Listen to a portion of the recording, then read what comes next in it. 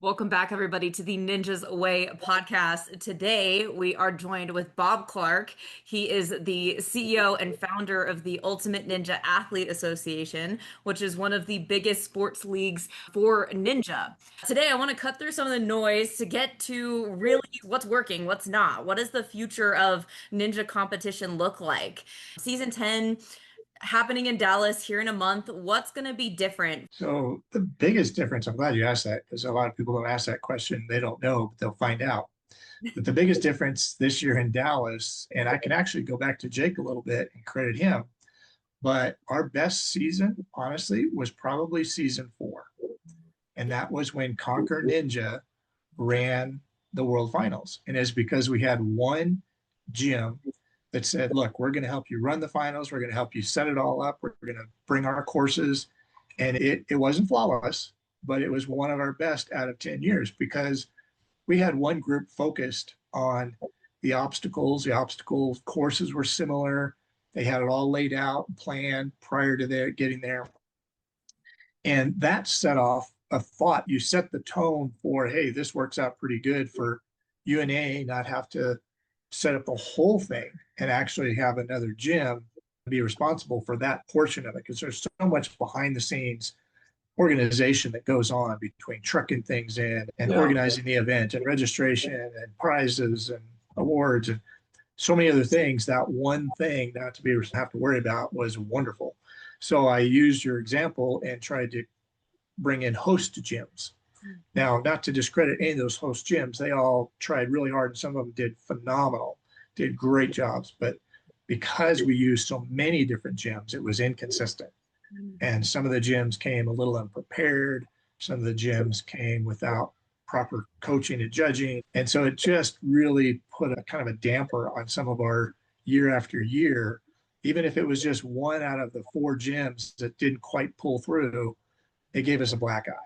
And not to put it on those gyms because I'm the one that chose them. It's my fault for not monitoring them better and managing it better.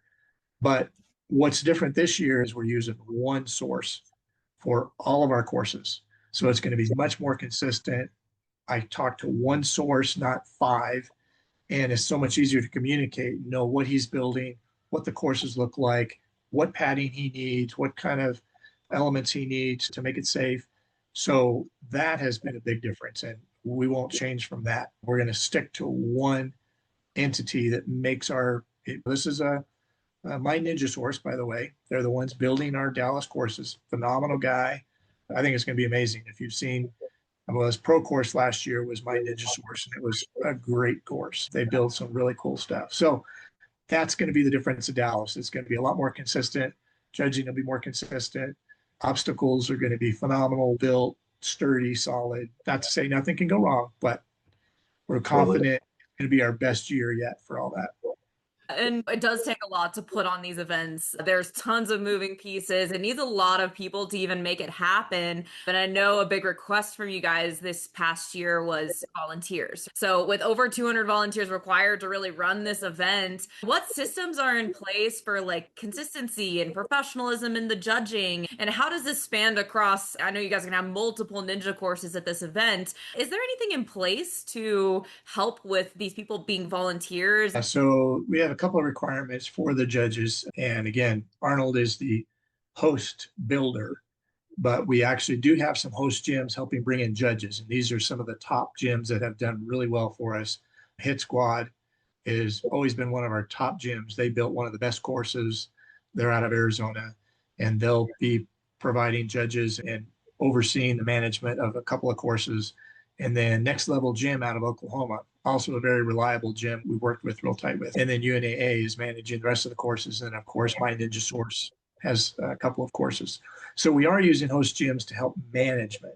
It was the obstacles that became the biggest problem when we use in multiple gyms because they all bring different things. They're all trying to scramble, build obstacles. One of them showed up at finals, building obstacles at finals. And I'm like, why wasn't this done weeks ago? Sure. And again, you live and learn. And again, not to criticize any of those gyms, they tried really hard, but it's a lot for a gym to say, hey, build three courses and all the obstacles for all 3 courses. That's a lot of work. So asking them to do it was a new out of the box idea for them. But I can still relate with them showing up, still building obstacles. So I'm not going to dog them for that. Yeah. Yeah, yeah. No, No, a they lot. literally showed up with Yeah. saws, like a table saw, and we're still cutting out the shapes of the wood Yeah. and sanding them and painting them at the event.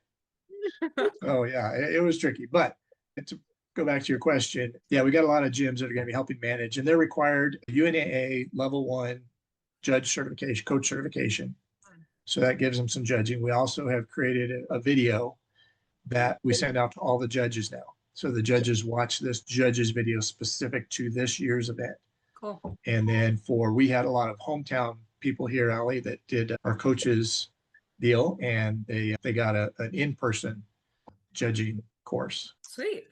Being part of the gyms, coming to the UNA and bringing athletes and stuff, we've been pushing that volunteer link quite a bit because honestly, if I wasn't so busy there, like, why not be involved?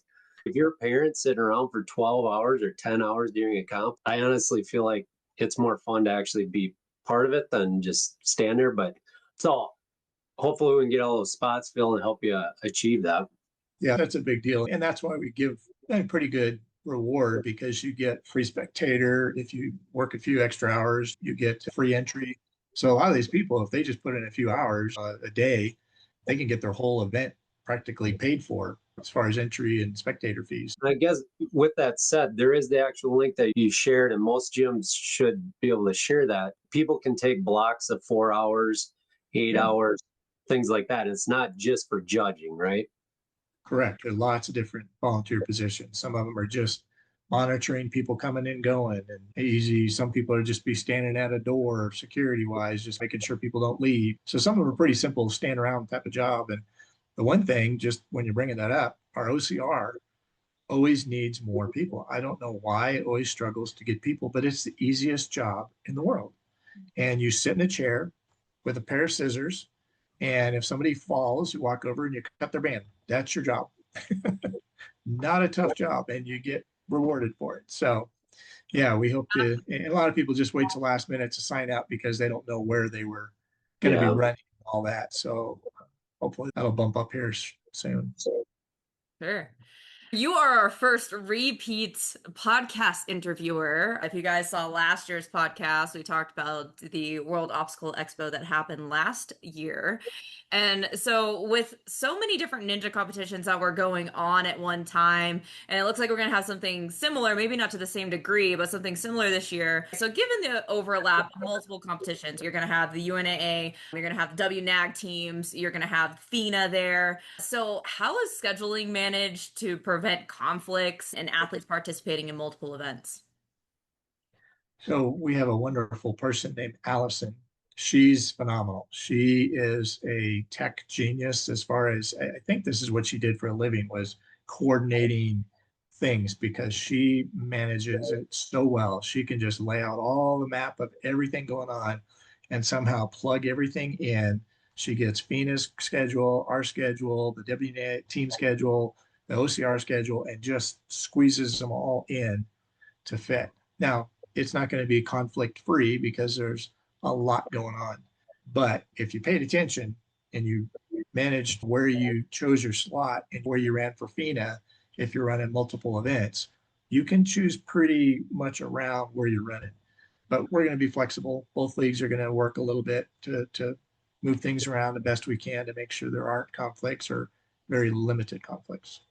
Yeah, because when you bring that up, it's getting, as the competitions grow and the sport grows with these leagues, and especially like this year, it's a grind for the coaches too. And the gyms have coaches there. Parents want their specific coach to coach.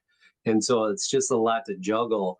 Taking that in consideration for the athletes and the coaches, that's important. Yeah, it's not easy on coaches. They're busy. Totally. I'm curious, what are you personally looking at to decide if season 10 is going to be a success or not? Honestly, the biggest thing is, our ultimate goal, and this sounds funny coming from a league, but is that everybody has fun. Mm. We want the competition. We like to see intense, fierce competition. But overall, we really want someone to walk away and go, man, that was fun. That was such a fun event. I enjoyed that. That was such a great time. I had fun going to Six Flags or whatever off thing they do besides the competition. They just enjoyed their week. That's our goal. That's why we tend to set it up around venues that have lots of things going on. So again, that's our goal is we really want people to just walk away happy and pleased with the competition and that, hey, it was run fairly, it was safe, and we had a great time. That's our goal. Not easy to do, but Yeah, that's our goal. Yeah, right. sure. This year we're going to be in the heart of Dallas. So among the idea of things that are happening outside of the competition, what do you know of any cool things that parents, coaches can go do outside of competing in UNAA this year? So we have a list. I don't have the list in front of me, but we have a list on the website. So if you go on our website on the finals page, scroll all the way to the bottom of that finals page, and there's a list of all the different activities we have discounts for. One of them is the dinner, the jousting dinner, where you get to watch the guys jousting and sword fighting and stuff while you eat dinner. That's a cool one. There's a ropes course that provides a discount. There is Six Flags, and then Six Flags Hurricane Harbor, which is the water park. And then the city has a number of events going on that they provided a discount link for. So yeah, lots of different activities you can do when you're not doing Ninja. And just Dallas has a ton of activities and things available, but we have about 5 or 6 things listed with discounts on our website. I would add to that, Conquer Ninja Gyms Bedford is 20 minutes away, so they can check that out too. Yeah. Quick. Like, I got a question to add to that in regards to things outside of the gym for families and all that. In regards to the finals, more specifically this year, what are some other key things that you would like to let parents and families know? so one thing I like to alert people of is we have 6 hotels listed on our website, and we highly encourage people to use those hotels because those are the closest hotels. There's no other hotels. We chose all the ones that are the very closest to the venue, and they all offer discounts to UNAA. So I know a lot of people tend to just jump online and grab a hotel, but I promise you the hotels we chose are closer. So Yeah. if you want to be within walking distance, every one of those are with someone a little further, but they're all walking distance if you want, so you don't have to Uber from your hotel or whatever. Yeah, we do encourage that. Check out our finals page and really study it before you book too much and choose too many things, because we have a lot of things to offer off that website, the finals page. Great. Perfect. Ninjas is still fighting this mainstream legitimacy. What do you feel is holding it back? And do you feel like UNAA is filling a gap to push the sport forwards? Yeah, I think the hardest thing is I love the fact that American Ninja Warrior is still on TV, because that always boosts, a little boost whenever the show's on. The gyms are fuller, registration go up. It's amazing. Just the show gets people excited, but it's still such a niche sport that there's still a lot of people that it just doesn't fit. So we're not in a plateau, but honestly, it feels like the growth level from where we started to where we are today is starting to decrease a little bit. And I think we're just kind of seeing that, and it'll go in spurts. I was in motocross. Motocross had its ups and downs. There were years when motocross was just exploding. And then next year you'd see it plateau a little bit, even drop. And then a few years later, all of a sudden explodes. So it's all based on economy, and people can afford to go travel more and go to more ninja competitions. And sometimes they want to just stay home and save some money and just do their local competition. So it just seems to vary. We have some gyms that have been huge this year, like the biggest events they've ever had, and other gyms that had huge events last year had events this year. So it really bounces around. But I am seeing a little bit of a leveling out. And part of it, this is the saturation of the business. This business can only handle so much because it is niche. There's only maybe 100,000 people interested in doing this sport. Of that, if you have 3 leagues, each league's going to be huge, right? They're all going to be funneling to those 3 leagues. When you have 5 or 6 or 7 or 8 leagues, that pie just thinned out. And now every league's going to get a portion of that pie, but it's a smaller portion. So I think all of us as leagues, from conversations I've had, we're all seeing that. So it's really getting thinned out by the different leagues and just see a different, even the one-off events. So you got Bucket of Chalk and the Barn Comp and UBW, and these are Mhm. big comps. And we encourage them and we think they're great, but people can only go to so many events. And if Right. they go to UBW and Barn Comp, maybe they can't afford to go to Bucket of Chalk. And if they do go to all three, can they afford to go to WNL, UNAA?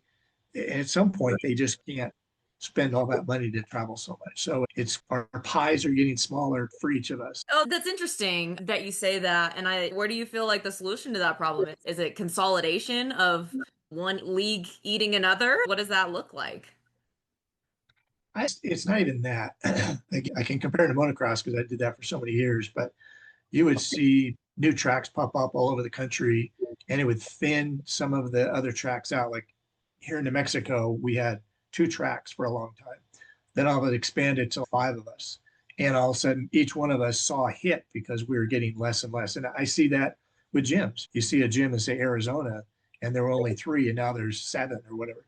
So it thins that number out. But what actually eventually happens is it catches up and now more and more people get introduced to the sport and now the pies get bigger again, but it takes some time. So it's like you start with this pie Yep. and it splits up, but then once it splits up, all those extra entities grow and now the pie is just a little bit bigger, and then it more leagues and things come in and it splits that pie again, but then that grows that pie. So it's just this ongoing thing. It just takes years. It's a slow process. So it will continue to grow, but it definitely, there's some growing pains that go along with it. Yeah, with that said, you kind of spoke to it how families are starting as the leagues continue to grow and people are competing to get to certain leagues or the world finals, certain world finals. They have to start picking and choosing where they're traveling. One, because it might be a regional thing, or it might be it's a budget because it's a undertaking because it's a family type thing. So how would you, or what would you say, this is from your perspective, how do you sell us on the UNAA over other leagues? My biggest selling point when I reach out to a gym is one, just say, we've been here for 10 years and we're going strong. But I think the one thing we might have a little advantage over is that we're consistent. If you go back and look, our rules changed back, what, year two, Allie? Charlie and I redid the rules back in year two, maybe year three, they adjusted a little bit, and they pretty much stayed consistent since then. So it's easy to know what UNA rules are and how to manage UNA event year after year without going, oh man, all these new rules change, all these new things have changed. We got to learn this new thing. If you're UNA, you pretty much know how to run UNAA, and it's fairly simple. The scoring system, once you learn it, is simple. So I think that's one. We're all about simplicity and just trying to consistency. That's one thing. The other thing, our ultimate goal is we're not super strong in one part of the country or another. We're pretty broadly equaled out. And that's our goal. We don't want 9 gyms in one city. We want one gym in that city and then one gym in another city and one gym in another city. And that state, it may have 4 or 5, but we don't want 22 in that state. We want it more spread out. So you have to pick and choose. So we give some exclusivity, as you may call it, to some gyms. And our ultimate goal is worldwide. UNA has the broadest reach worldwide. We're representing 23 countries right now. So you see people from all over at the World Finals, not just that show up from other parts of the world, but they had competitions at those gyms in different parts of the world. So those are our selling points for No, you. those are good. With that said, do you anticipate as the world finals year over year changing locations like you have throughout the country? You mean changing within the country or changing outside the country? Yeah, either or.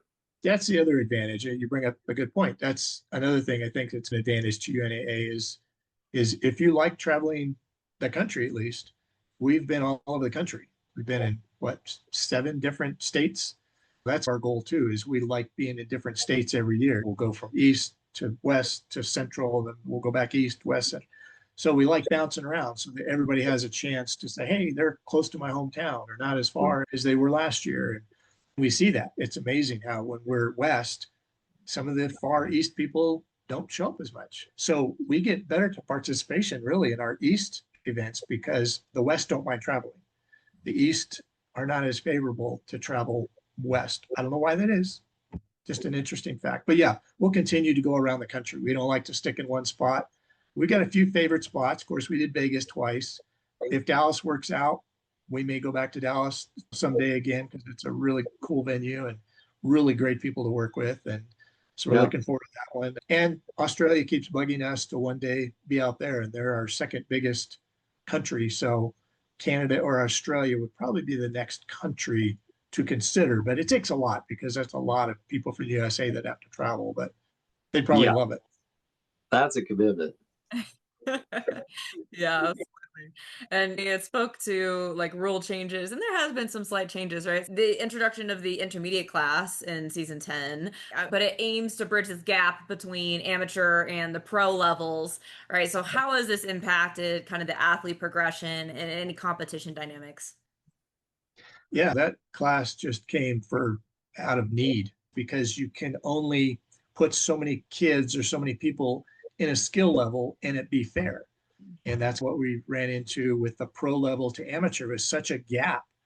We needed to bridge that gap and go, man, some of these amateurs just aren't ready for pro. And some of these pros, they had to be bumped up to pro, but they were just getting smashed by the pros. So they were able to jump into intermediate. So it really bridged that gap. And it's been a good class. We have a good number of intermediates. Being the first year, I think next year it'll be one of our bigger classes. Sure. And there's also a 50 plus class this year, right? Yes. That was more of a personal thing, but there's lots of 50-year-olds in my age No, group that are like, we're getting smashed. We cannot compete against guys that were doing American Ninja Warrior and killing it are now in their 40s. yes. So we're like, we're competing against those top level guys. How is that? We just can't do it anymore. So we had to spread that out a little bit. Sure. No, that's honestly one of the things that I compare it to too is from the motocross world. It's 5-year increments most of the time. Once you get to that the vet class and you get to that 30 to 35, 45 to 50, there's a big difference. And then 50, it's hard to compete against a former pro 40-year-old, Yeah, you know. exactly.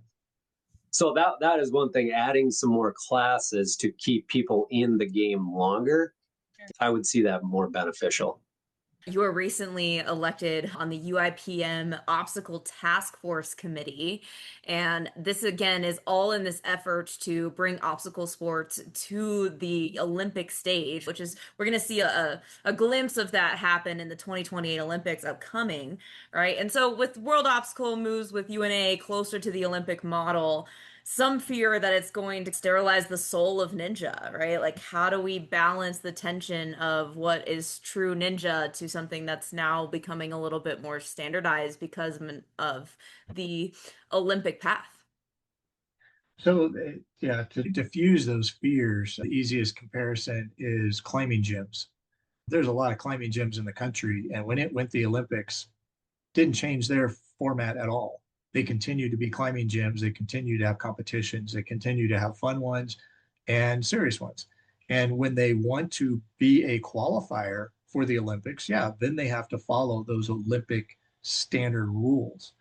But if you're not part of the Olympic trials, it's not going to change anything. A gym can continue to be a gym. There's not going to be any standards that they have to uphold or manage, or even under UNAA. We're not going to change anything if once it goes to Olympics. It's going to be the same thing. Again, just the qualifiers will have to meet those standards. And some gyms will accommodate those standards because they want their athletes to learn what they are and become better and manage those rules. But it's not going to be so ridiculous that gyms are going to just have to up and change their standards and their rules. It's going to be the same thing, just depending on how far they want to go with their athletes and if they want to one day be in the Olympics. To speak to that too, from the gym's perspective, that's part of the competitions that is morphing into is the different style of competing. It's a progression of the sport too. As a gym owner, to speak to that I don't feel like that's going to hurt it too much. It's just going to change the type of discipline a ninja may be training for. Oh yeah, definitely. That's exactly what it's going to do. And more than anything, as anybody knows, the Olympics are the largest thing in the world sport wise. We think American Ninja Warrior does a lot for our sport. Olympics would do even more. Yeah. And so, if and when it gets to the Olympics as a standalone sport, that's our goal for, say, 2032. We don't know if it'll happen, but being part of UIPM, that's getting closer to a reality. Because before that happened, we really weren't in the Olympics in any sort of fashion at all. It was just a thought and a goal, but there was nothing showing that it's going to happen.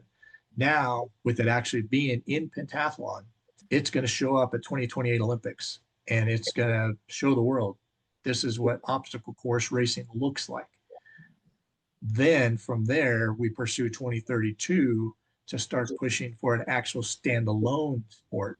What that looks like, it could vary so many different ways. Yeah. There's probably going to be a side by side racing, and we hope there's going to be a single technical course. But OCR is fighting their way to get in part of it also. So they want a long course, a 5K course or something. Yeah. So there's a lot of things that could happen between now and 2032, but the goal is that 2028 has a really good course for the pentathlon, and we go off of that. Sure. And let's chat about that a little bit because I feel like that's part of the moving, shifting landscape. You have OCR, obstacle course racing, and then you have the ninja industry, and they seem to be on this collision course with one another, right? Heading towards the direction with the upcoming 2020 Olympics.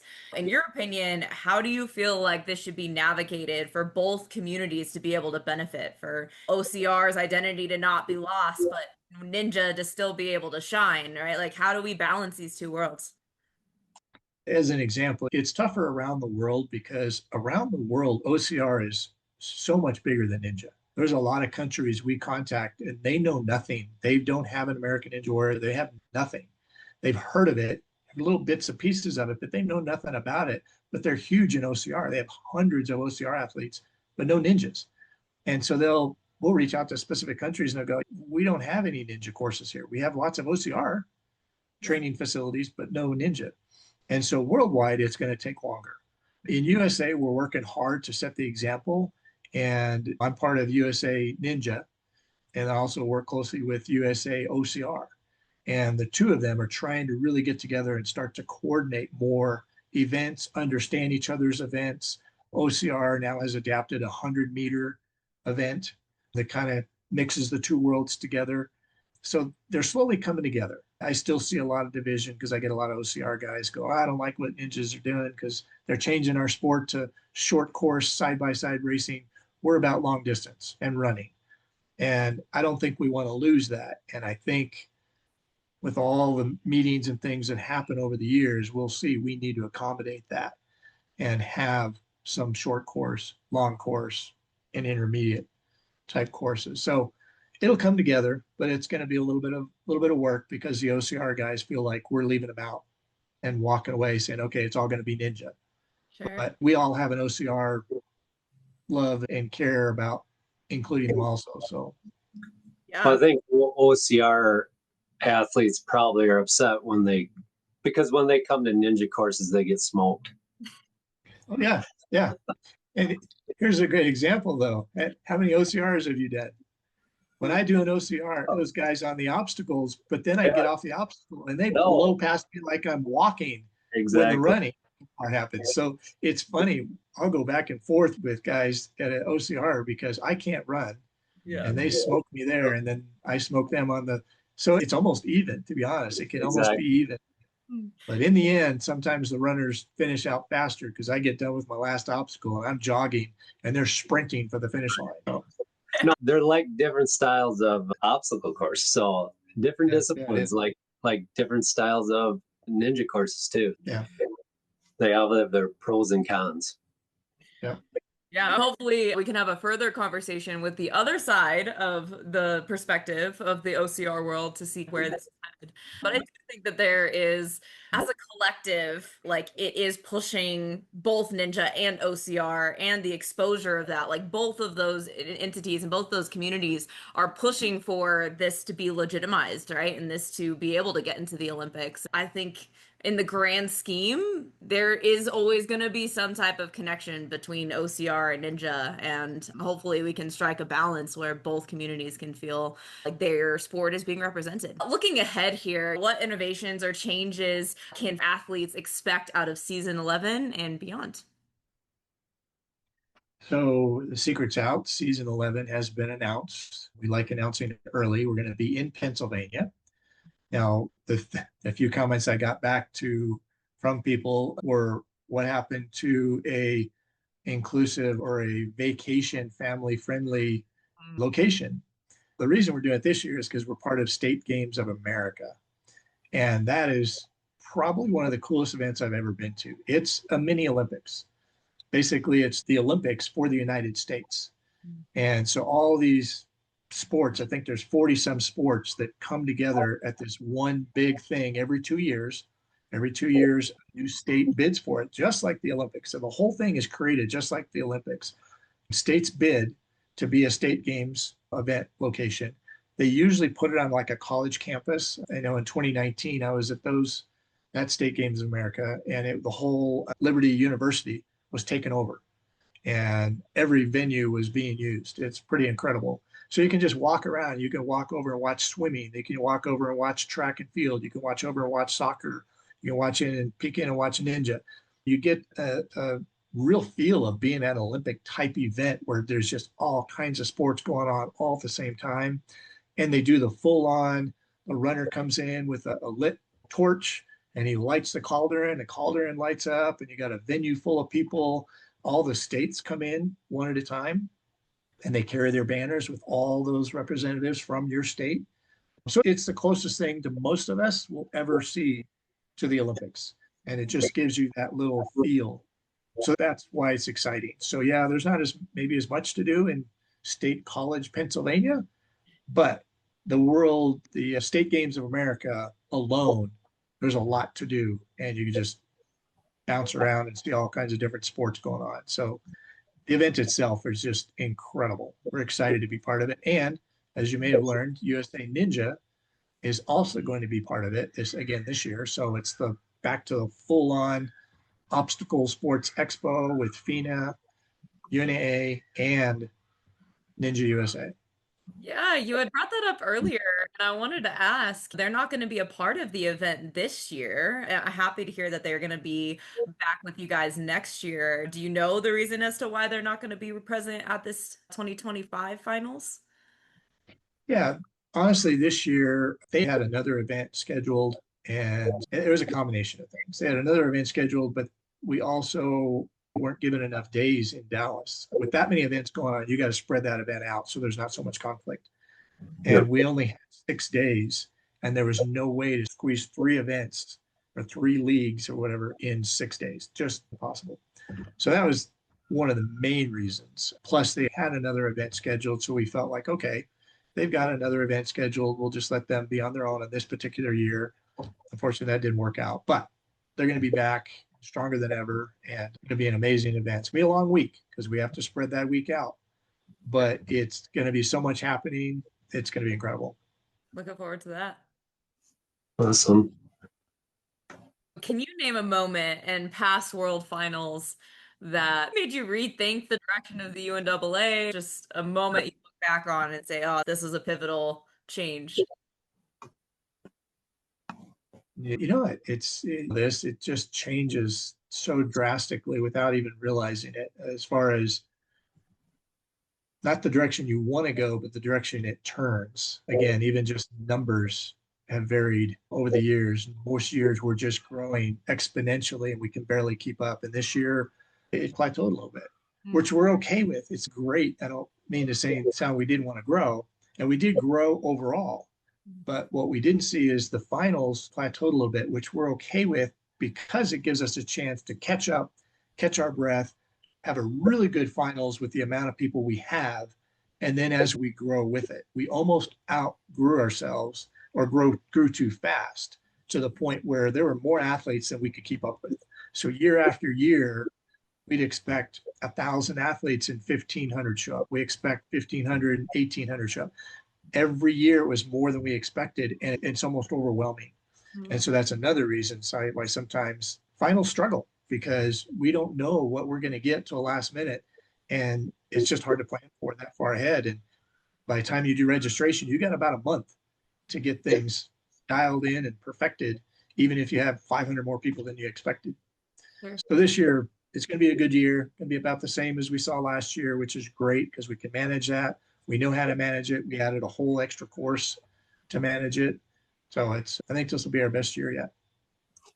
One other thing that seemed to be coming up a lot last year is live stream. What do you got planned for live stream this year? So live stream, it's our same guy. The difference is, and a lot of people didn't even notice it, including myself.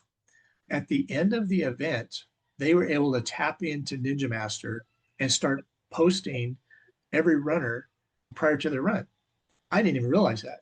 I didn't know that happened, but it only happened, I think, in 2 out of the 7 classes, whatever. So again, I didn't realize it happened. So I told our guy this year, I said, "Hey, is there a way you could do that?" And he goes, "Oh, you didn't see it last year? I did that." I was like, "You did?" He goes, "Yeah, go check it out." And sure enough, I think it was the 9U or something. The last couple runs of the 9U had the full list of people. And I think that was the number one complaint. You can only do so much when you've got 8 courses, and we can't do live audience announcers on every single one of them. At the expense is exorbitant. And again, we tried the charging for that, and that didn't work out because a lot of people didn't want to pay. And those who did pay, they got a good video because it was Chris NSC recorded that year. And they did a Yeah. phenomenal job, but just not enough people wanted to pay for it. So it was hard to justify it. And so it's just such an expense thing. And with as many courses that we have running, we just were able to set up maybe 1 or 2 cameras, get a couple of different angles for them. But the goal is that grandma and grandpa who can't make it out to the event can still see Johnny run the course. May not be perfect, but they can see it. And this year they'll be able to know when they're running based on the run order, and they'll see their name on the actual video, which will help tremendously. Bob, we are excited about this upcoming event here. Me and Jake will be there, so come on by, say hi at our Ninja's Way booth, and he'll be there with Conquer as well. Love to be able to connect with you while you are there in Dallas.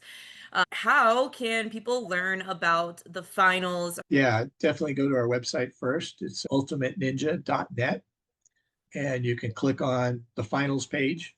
And there's also a specific spectator page for those who just want to know, I want to be a spectator. What do I do? When you click on finals page, you click on spectator, it'll take you straight to the spectator tickets and what to expect as a spectator. You can check us out on social media also under Ultimate Ninja Athlete Association, but website's definitely your best bet. Awesome. Sweet. Sweet. Coming on today, Bob, and we'll see you here in a couple of weeks. Thanks, Bob. Thank you guys.